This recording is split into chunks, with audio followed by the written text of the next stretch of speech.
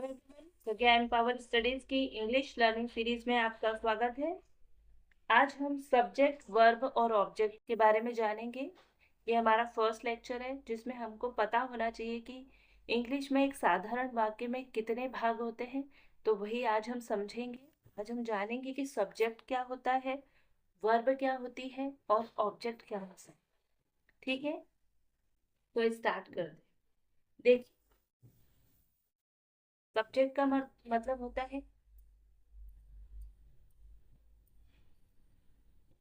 कर्ता। वर्ब का मतलब होता है क्रिया। और ऑब्जेक्ट का मतलब होता है उद्देश्य। यहाँ पर उद्देश्य का मतलब पर्पस नहीं है, ऑब्जेक्ट है। यानी ऑब्जेक्ट मतलब उद्देश्य। ये तीन भागों से मिलकर एक सिंपल सेंटेंस बनता है इंग्लिश में। ठीक है, अंग्रेजी भाषा में एक साधारण वाक्य इन तीन भागों से मिलकर बना होते हैं। पहला होता है सब्जेक्ट यानी कि कर्ता, दूसरा होता है क्रिया और तीसरा होता है उद्देश्य।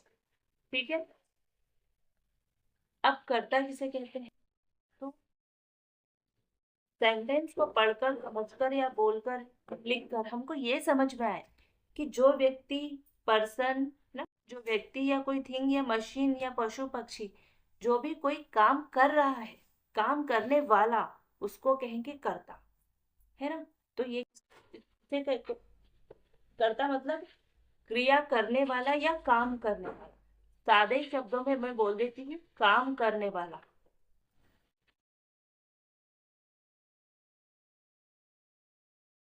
ये व्यक्ति भी हो सकता है, मशीन भी हो सकती है, पशु पक्षी कुछ भी हो सकता है।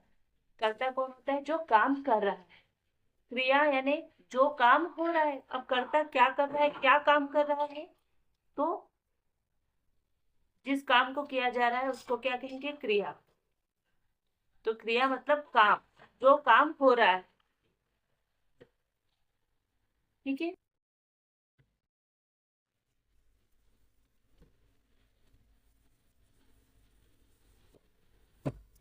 जो भी काम हो रहा है। जैसे अभी मैं क्या कर रही हूँ? पढ़ाने का काम कर रही हूँ। तो मैं क्या हूँ? सब्जेक्ट। आई, यहाँ पर मैं प्रज्ञा आपको पढ़ा रही हूँ, तो मैं प्रज्ञा क्या हूँ? सब्जेक्ट। काम जो कि हो रहा है वो क्या है? पढ़ाना। मैं पढ़ा रही हूँ तो काम क्या हुआ? क्रिया क्या हुई? पढ़ाना। है ना? और मैं आपको क्या पढ़ा रही हूँ? अगर मैं बोलूं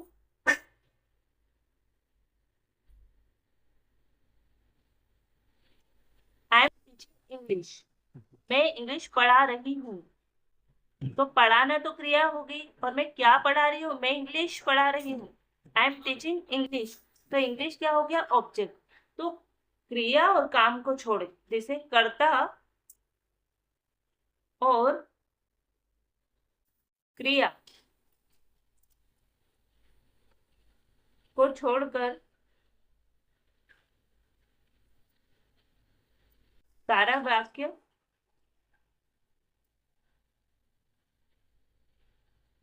उद्देश्य कहलाएगा। उद्देश्य का मतलब पर्पस की ऑब्जेक्ट है, हम इसको इंग्लिश में कहेंगे ऑब्जेक्ट, ना कि पर्पस। तो काम करने वाला क्या कहलाएगा? कर्ता। क्रिया क्या कहलाएगी? जो काम हो रहा है, जो काम किया जा रहा है, उस काम को कहेंगे क्रिया। उद्देश्य क्या होगा? काम और कर्ता और क्रिया।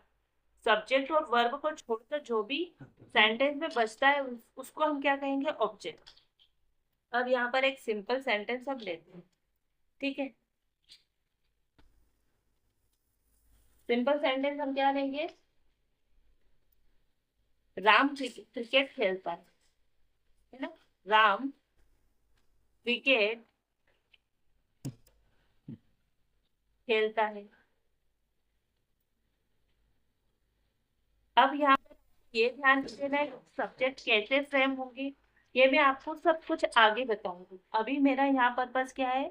आपको ये बताना कि एक सिंपल सेंटेंस में, वाक्य में, इंग्लिश के वाक्य में कितने भाग होते हैं। तो मैं यहाँ पर इस राम क्रिकेट खेलता है इसका ट्रांसलेशन कर रही हूँ, इसको इंग्लिश में कैसे बोल रहे हैं वो लिख रही हूँ डायरेक्ट। आपको ये ध्यान नहीं देना है कि ये कैसे बना, बस आपको देखना है कि ऐसा एक सेंटेंस होता है। ये मैंने लिखा, राम प्लेज क्रिकेट। ठीक है, अब देखिए ये प्ले है, जो कि क्रिया है, प्ले मतलब होता है खेलना। यहाँ पर मैंने एस क्यू लगाया, ये भी आपको भी यहाँ पर ध्यान नहीं देना है। आपको तो बस ये देखना है कि राम क्रिकेट खेलता है, इसको लिखते हैं राम प्लेज क्रिकेट। अब मुझे दिखाना है कि इसमें क्या भाग कौन सा है। तो राम, राम क्रिकेट खेलता है, राम प्लेज क्रिकेट। अब देखो क्रिकेट तो खेला जा रहा है, तो कौन खेल रहा है क्रिकेट? राम खेल रहा है, तो राम क्या होगा? सब्जेक्ट, है ना। राम खेलता है तो काम कौन कर रहा है? राम। काम क्या हो रहा है? खेलने का, है ना। तो क्या काम है? ये हुई वर्ब, यानी कि ये हुई क्रिया। राम क्रिकेट खेलता है, खेलने का काम हो रहा है, तो वर्ब हुई ये प्लेस। प्ले, यहाँ पर एस क्यों आया ये अभी आपको नहीं सोचना है, आपको बस देखना है कि प्ले आने होता है खेलना, और तो यहाँ काम काय का हो रहा है? खेलने का। तो वर्ब क्या होगी? क्रिया क्या होगी? खेलना। और बचा ये तो सब्जेक्ट हो गया, क्योंकि राम खेल रहा है क्या, है ना। और ये खेल रहा है, राम खेल रहा है, तो राम हुआ सब्जेक्ट, खेलना हुआ वर्ब। ये बचा सेंटेंस, ये हो गया सब्जेक्ट, ये हुआ वर्ब, और इसके साथ बाद जितना भी सेंटेंस बचता है उसको हम क्या कहते हैं? ऑब्जेक्ट। ठीक है, तो राम प्लेस क्रिकेट, इसमें राम हुआ ऑब्जेक्ट, वर्ब हुई प्लेस, क्रिकेट हुआ ऑब्जेक्ट। ऐसे ही हो सकता है सीता सिंग्स अ सॉन्ग। ठीक है, तो इसमें क्या सीता गाना, तो सीता गाती है, तो सीता क्या हुई? सब्जेक्ट। अब देखो सब्जेक्ट हमेशा कोई ना कोई पर्सन, थिंग होगी, कोई प्लेस होगा, या, है ना, इस तरह से होगी। सब्जेक्ट को होगा, सब्जेक्ट है ना, जो कुछ जिसको हम नाम दे सकते हैं वो क्या होगा? सब्जेक्ट। जिसका नाम हो सकता है, जिसको हम कुछ बोल सकते हैं, वो जैसे बोलते हैं ना, वह लड़की, तो वो लड़की होगी, वह लड़का, है ना। जिसको हम कुछ ना कुछ नाम दे सकते हैं, जिसको किसी नाम से पुकार सकते हैं, वो क्या हो जाएगा? सब्जेक्ट। अब यहाँ पर राम को, एक लड़का है उसको हम राम नाम से पुकारे, तो वो क्या? सब्जेक्ट, है ना। तो मशीन भी कोई ना कोई हमेशा नहीं कि इंसान, ये तो पशु पक्षी भी हो सकता है, पेड़ भी हो सकता है, कोई मशीन भी हो सकती है, जिसको हम कोई ना कोई नाम दे सकते हैं, वो क्या होगा? सब्जेक्ट। ठीक है ना। सिंग, अच्छा मैंने गिंग्स लिख दिया, ये सिंग्स है, एस है, एस को लिख दिया, सॉरी। सिंग्स अ सॉन्ग, सिंग यानी गाना, गाने की क्रिया हो रही है, तो ये क्या होगी? वर्ब। गाना, गाना एक वर्ब है, गा रही है। अ सॉन्ग, ये एक सॉन्ग, सीता एक गाना गा रही नहीं होता है, इसका मतलब सीता सीता एक गाना गाती है नहीं होता, सीता गाना गाती है। ए सॉन्ग अ लेटर ये भी होता है, आपको आगे पता चलेगा। तो ये सॉन्ग, ये अ सॉन्ग क्या हो गया? ये पूरा की पूरा हो गया ऑब्जेक्ट। ठीक है, तो देखो यहाँ पर तो एक ही सब्जेक्ट था, एक ही वर्ब है, और एक ही ऑब्जेक्ट। यहाँ पर ऑब्जेक्ट में दो वर्ड है ना।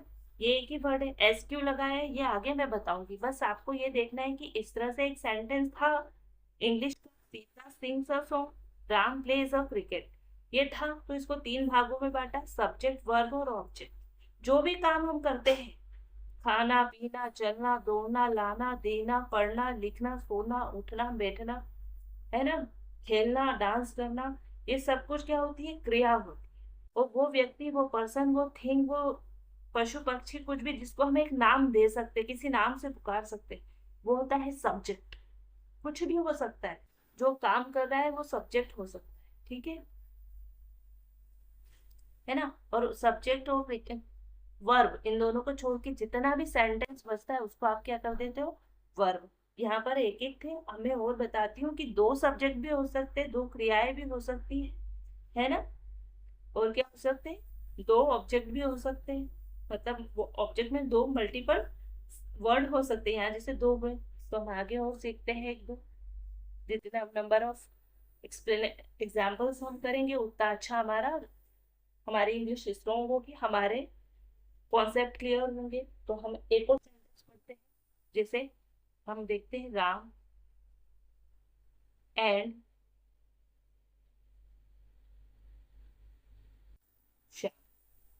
ठीक है, अब यहाँ पर लिखेंगे play.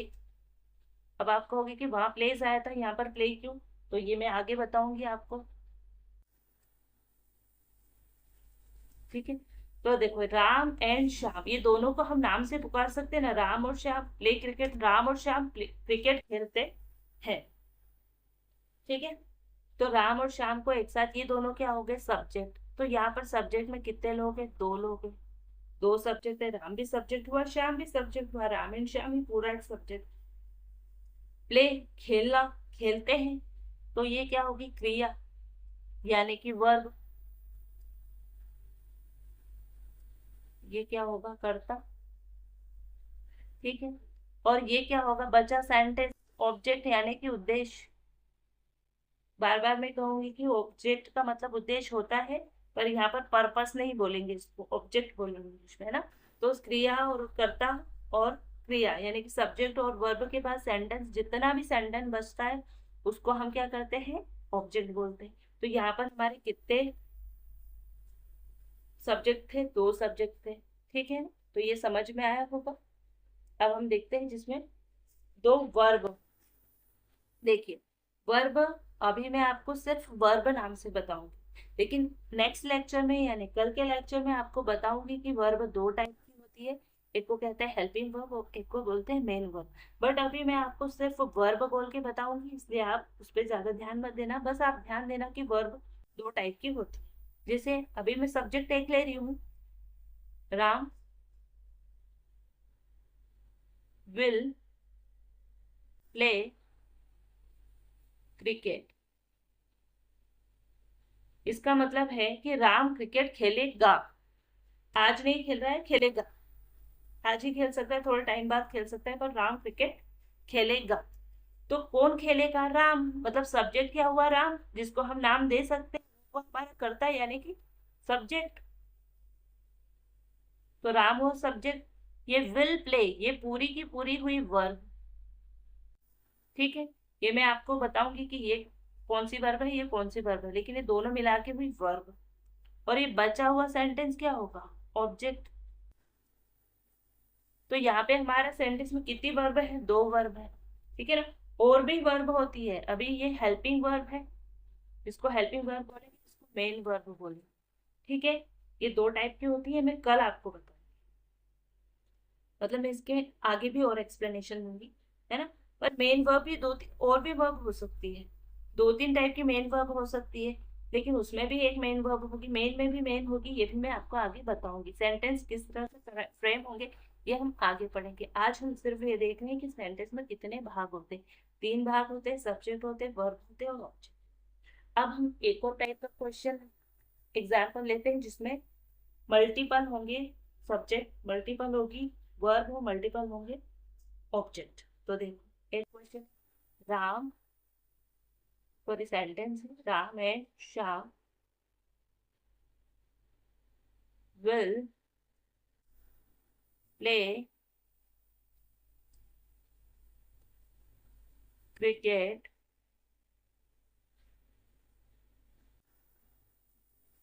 In the ground. Ram and Shyam will play in the ground. ये पूरा एक हो जाएगा। ये राम और श्याम ग्राउंड में क्रिकेट खेलेंगे, है ना।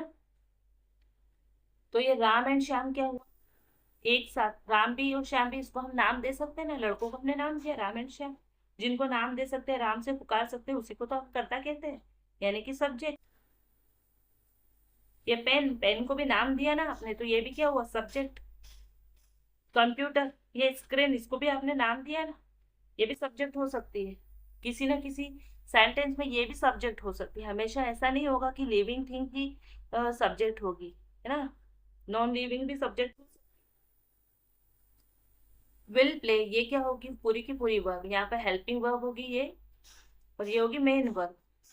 बट ये दोनों की दोनों अभी क्या केस में हम क्या पढ़ेंगे? इसको वर्ब, क्योंकि अभी हमने सिर्फ तीन भागों में बांटा है, सेंटेंस को तीन भागों में बांटा है हमारी समझ के लिए, सब्जेक्ट वर्ब और ऑब्जेक्ट।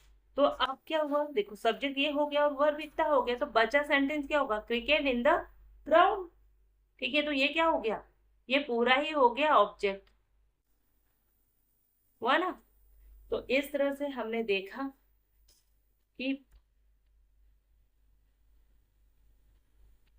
राम क्रिकेट खेलता है, जो हमारा पहला एग्जाम्पल था उसमें एक ही सब्जेक्ट था, राम प्लेस वर्ब और क्रिकेट ऑब्जेक्ट थी।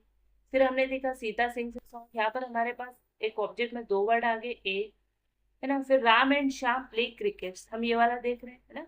तो हमने क्या देखा कि दो कर्ता हो सकते हैं एक ही सेंटेंस पे, प्ले क्रिक वर्ब है और यहाँ क्रिकेट, यानी एक ऑब्जेक्ट और एक वर्ब।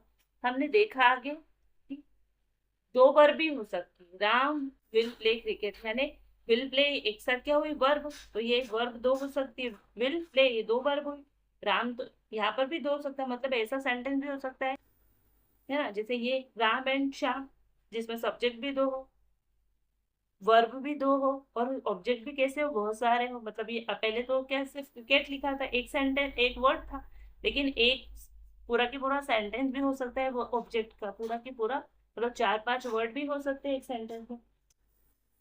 ठीक है ना। तो इस तरह से आज हमने क्या सीखा कि सब जो एक सेंटेंस होता है, साधारण सिंपल सेंटेंस होता है, इंग्लिश में तीन भागों में बांटते हैं उसको, सब्जेक्ट वर्ब और ऑब्जेक्ट। और भी चीजें हम देख लें आज, जैसे अब और भी हो सकता है, जैसे I am coming with you,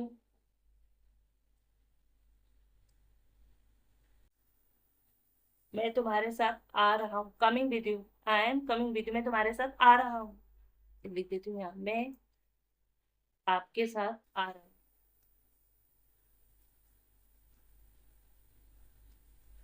रहा हूँ रही हूँ जो भी हूँ।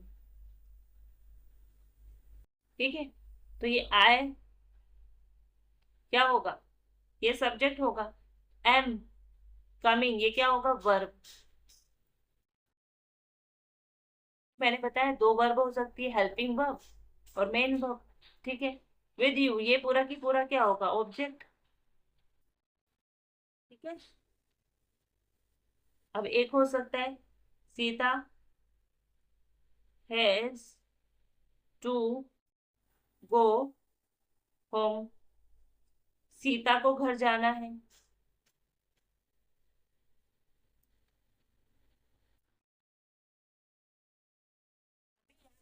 ये बिल्कुल तो देखना है कि ये सेंटेंस ऐसा क्यों बना, ये सेंटेंस बनाना हम कब सीखेंगे।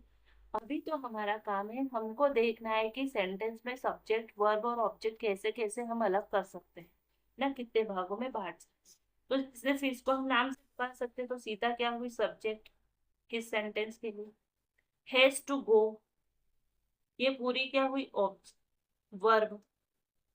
मैंने बताया कि मेन वर्ब होती है और हेल्पिंग वर्ब होती है, हैज तो क्या हुई हेल्पिंग वर्ब, और ये पूरा क्या हुआ मेन वर्ब। अब ये मेन वर्ब वर्ब के जो मैं फॉर्म तब आपको बताऊंगी कि एक फॉर्म होता है टू गो फॉर्म, जिसमें टू जो मेन वर्ब होती है उसके आगे टू लगाया जाता है। जो वर्ब तो आपने पढ़ी होगी, जो वर्ब का फर्स्ट फॉर्म होता है उसके पहले टू लगाया जाता है, वो टू क्यों लगाया जाता है ये भी मैं आपको बताऊँ। बट अभी आपको सिर्फ ध्यान देना है कि हमको एक सेंटेंस को तीन भागों में बांटना है, हमको समझना है कि एक वर्ब सेंटेंस को हम तीन भागों में कैसे बांट सकते हैं। यहाँ पर आपको ये बिल्कुल ध्यान नहीं देना है कि ये सेंटेंस कैसे बना, सेंटेंस को कैसे फ्रेम। अभी हमको इस लेक्चर में ये बिल्कुल ध्यान नहीं देना है, आज हमारा काम बनता है कि हम देखें कि सेंटेंस को हम सब्जेक्ट वर्ब और ऑब्जेक्ट में किस तरह से डिवाइड कर सकते हैं, और हम डिवाइड कर पा रहे हैं या नहीं, तो हमको उस पर लॉजिक लगाना है, वो कॉन्सेप्ट को समझना है। तो यहाँ सीता जिसको नाम से पुकार सकते हैं किसी भी चीज को, वो सब्जेक्ट होगी, तो सब्जेक्ट हैज टू गो ये पूरी की पूरी वर्ब है, जिसमें हैज है हेल्पिंग वर्ब और टू गो को हम मेन वर्ब में रखेंगे, है ना। तो क्योंकि वर्ब का ऐसा फॉर्म भी आता है जिसमें कई सेंटेंस आपने देखे होंगे अभी भी कि वर्ब के पहले टू लगा दिए जाते हैं, पर कब लगाया जाता है ये मैं आपको बताऊंगी आगे, ये सब आगे की क्लास में मैं आपको बताऊंगी, तो आप सेंटेंस बनाना सीख जाएंगे। To home. ठीक है, तो ये होम क्या होगा, हैज टू तो हो गया, हैज टू गो तो वर्ब हो गई, और होम क्या होगा, ऑब्जेक्ट। ठीक है, तो ये एक सेंटेंस था। अब देखो, एक और सेंटेंस है, Ram will not come today. Sorry, थोड़ा लहराता हुआ बना है ये सेंटेंस, मैंने लहराता हुआ इस पर इस पोर्शन में लिख दिया है। ठीक है ना, तो नेक्स्ट टाइम में बिल्कुल सीधा लिखने की कोशिश करूंगी। तो ये सेंटेंस में जो ये राम हुआ, ये हुआ सब्जेक्ट, ये विल नॉट कम, ये हुई वर्ब, है ना, क्योंकि ये हेल्पिंग वर्ब होगी, ये मेन वर्ब होगी, नहीं आएगा ये मेन वर्ब होगी। और ये टुडे, ये क्या होगा, ऑब्जेक्ट, है ना। तो Ram will not come today. तो देखो वर्ब में तीन सेंटेंस हो गए, तीन सॉरी वर्ड हो गए, सेंटेंस नहीं वर्ड। विल नॉट कम, तो ये पूरी वर्ब है जिसमें विल नॉट क्या होगी, हेल्पिंग वर्ब, ये विल क्या होगी, हेल्पिंग वर्ब, नॉट कम क्या होगी, मेन वर्ब। ठीक है, अब कुछ ऐसे वर्ब भी होंगे, सॉरी, अब कुछ ऐसे सेंटेंस भी होंगे जिसमें ऑब्जेक्ट होगा ही नहीं। जैसे एक सेंटेंस है, आई कमिंग,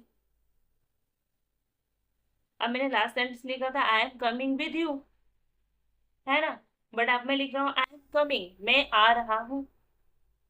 ठीक है, इसका मतलब होगा राम आज नहीं आएगा, और इसका मतलब है मैं आ रहा हूँ। तो मैं आ रहा हूँ बस, तो मैं यानी कि सब्जेक्ट, मैंने अपने आप को नाम दे सकते हैं ना, मैं यानी मैं,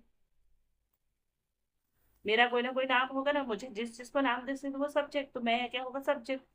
एम और कमिंग, ये क्या होगा, वर्ब, जिसमें एम क्या है, हेल्पिंग वर्ब, और कमिंग क्या है, मेन वर्ब। मैं आगे लेक्चर में आपको वर्ब और मेन वर्ब के बारे में बताऊंगी, अभी मोटा मोटा तौर पे समझो कि ये एम कमिंग क्या होगा, वर्ब, ये पूरा है सब्जेक्ट, एक सब्जेक्ट है इसमें, और वर्ब कितनी, दो, है ना। अब एक वो सेंटेंस मैंने आपको बताया था, इसको ऐसे मैं मार्जिन दे देती हूँ, मैंने बताया था Sita has to go home, है ना, बट अब मैं बोल रही हूँ सीता हैज टू गो, तो गो होम तो है नहीं, होम तो है नहीं, तो यानी ऑब्जेक्ट नहीं है, इसमें ऑब्जेक्ट है क्या, नहीं, इन सेंटेंस में ऑब्जेक्ट नहीं है, इसमें सीता क्या है, सब्जेक्ट, हैज टू गो क्या होगा, वर्ब, है ना, ये मेन वर्ब है टू गो, क्योंकि ये वर्ब का वो फॉर्म है जिसमें टू लगता है वर्ब के टाइम। ठीक है, ये वर्ब के पांच फॉर्म होते हैं, मैं बताऊंगी, वैसे तो अभी तक आपने स्कूल में हमने सीखने के वर्ब के तीन फॉर्म होते हैं, लेकिन पूरी इंग्लिश हमको सीखनी है, बोलनी है, लर्न करनी है, तो उसमें हमको पांच तरीके के वर्ब के फॉर्म बताते होने चाहिए। वैसे तो हम उसको स्कूल में भी सब पढ़ते हैं, जो भी हमने अभी तक सीखा है, सेंटेंस कितने टाइप के होते हैं, वर्ब कितने टाइप के होते हैं, लेकिन हम वो फॉर्म भी लगाते हैं, बट फिर भी हम पूरा टोटल काउंट करके बताएंगे कि इतने वर्ब के फॉर्म होते हैं, और इसके बाहर फिर कहीं वर्ब जाती नहीं है, जितनी भी हम इंग्लिश बोलते हैं इसी के अंदर है ना। तो एक वर्ब का फॉर्म होता है ये टू, टू फॉर्म, जिसके पहले वो टू लगता है, तो क्यों लगता है टू ये मैं आपको बताऊँ, है ना। तो सीता को जाना है, सीता को जाना है, पहले लिखा था हमने सीता को घर जाना है, सीता गो टू होम, अब होम तो है नहीं, मतलब इसमें ऑब्जेक्ट क्या है, नहीं। ऐसे ही एक और है, राम विल नॉट कम, हमने लास्ट लेक्चर एक बनाया था ना, Ram will not come today, Ram आज नहीं आएगा, बट इसमें हमने क्या किया, आज हटा दिया, टुडे हटा दिया, राम विल नॉट कम, तो इसमें राम है यानी सब्जेक्ट है, विल नॉट कम है मतलब कि वर्ब है, बट इसमें वो है क्या, ऑब्जेक्ट, नहीं इसमें ऑब्जेक्ट नहीं है, इसमें मेन वर्ब और हेल्पिंग वर्ब है, ऑब्जेक्ट नहीं है। तो मेन वर्ब और हेल्पिंग वर्ब का केस मैं आपको अगले लेक्चर में बताऊंगी, है ना। मैं वर्ब के आपको 5 फॉर्म भी बताऊंगी, तो आप ये चीज ध्यान दीजिए कि एक सिंपल सेंटेंस को है ना, इंग्लिश में 3 भागों में विभाजित करेंगे, 3 भागों में बांट सकते, डिवाइड कर सकते। एक सब्जेक्ट, वर्ब और ऑब्जेक्ट। सब्जेक्ट वो होगा जिसको हम नाम दे पाएंगे, जो कुछ काम कर रहा होगा, कोई काम करेगा, है ना, जिसको हम नाम दे पाएंगे, उसको कहेंगे सब्जेक्ट। जो काम हो रहा होगा उसको हम कहेंगे ऑब्जेक्ट, सॉरी क्रिया, यानी कि वर्ब। और जो सब्जेक्ट और वर्ब के बाद हमारे सेंटेंस में जितना भी पार्ट बचता है, जितना भी सेंटेंस वाक्य वाक्य बचता है, उसको हम कहेंगे ऑब्जेक्ट। ठीक है ना। और कुछ ऐसे सेंटेंस भी होंगे जिसमें वर्ब होगी ही नहीं, जैसे ही इज अ टीचर। तो ये भी मैं आपको कल बताऊंगी, पर मैं आपको अभी बता रही हूँ कि ऐसा भी एक सब्जेक्ट, एक सेंटेंस होता है, ही इज अ टीचर, वह एक टीचर है। तो इसमें क्रिया थोड़ी ना हो रही है, इसमें जो क्रिया है वो क्या है, हेल्पिंग वर्ब, मेन वर्ब नहीं। मतलब क्रिया तो कुछ ना कुछ होती है, कहीं कहीं हेल्पिंग वर्ब भी ना हो, है ना, बट मेन वर्ब इसमें नहीं है। मतलब काम होते हुए नहीं दिख रहा, वो है टीचर है, हाँ है, पर काम होते हुए थोड़ी नहीं दिख रहा है। जैसे खेलना, जाना, पीना, गाना, लिखना, पढ़ाना, सुलाना, है ना, बोलना, देना, लाना, ये तो होते हुए दिख रहा है कि ये काम चल रहा है, तो इसको बोलते हैं मेन वर्ब। लेकिन जब हम हमारे यूज में एक सहायक क्रिया के रूप में यूज करते हैं, उसको बोलते हैं हेल्पिंग वर्ब, है ना। सेंटेंस में एक हेल्पिंग वर्ब भी होती है, तो वो मैं कल आपको वर्ब के फॉर्म बताऊंगी, और आगे और भी बहुत सारी काम की चीज बताऊंगी। तो आज के लेक्चर में हमारा काम ये था कि हम समझे कि सेंटेंस में 3 भाग होते हैं, सब्जेक्ट, वर्ब और ऑब्जेक्ट। जो जिसे हम नाम दे सकते हैं, या जो काम कर रहा होता है उसको कहेंगे सब्जेक्ट, जो काम हो रहा है उसको कहेंगे वर्ब। और वर्ब और सब्जेक्ट और वर्ब के बाद हमारे सेंटेंस में जितना भी पार्ट बचता है उसको हम कहते हैं ऑब्जेक्ट। ठीक है, आई होप कि आपको समझ में आया होगा। मिलते हैं नेक्स्ट वीडियो में, तब तक के लिए जय हिंद, जय भारत, थैंक यू।